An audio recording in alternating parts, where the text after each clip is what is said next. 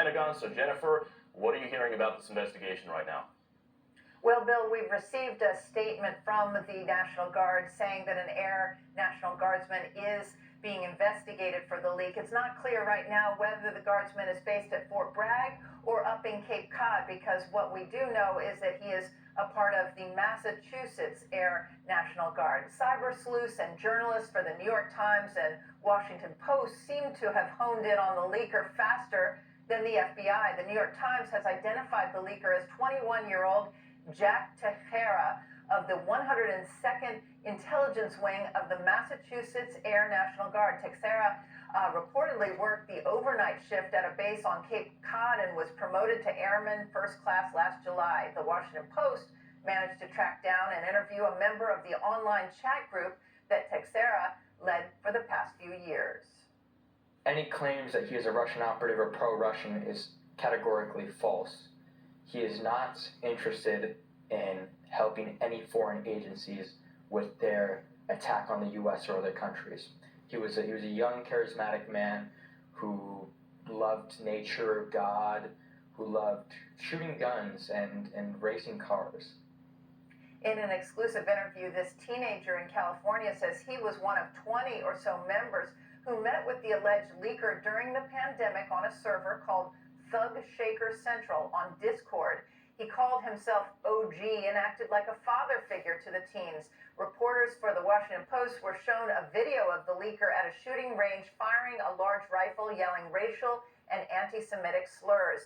The group met 4 years ago on a server popular with a YouTuber named Oxide, who streamed videos about guns, tactical gear, and military hardware, and then decided to migrate to a smaller group chat. Members screenshotted at least 300 photos of classified documents during the 6 to 8 months that the leaks occurred. The classified documents began to migrate on February 28th to a server used by a YouTuber named Wow Mao.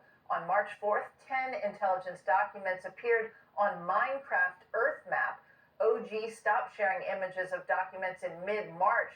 On April 5th, the images then migrated to Russia's Telegram and the message board 4chan for the rest of the world to see. Every single day we would watch movies, play games, do activities together. We'd stream our houses and mess around and dance and have fun.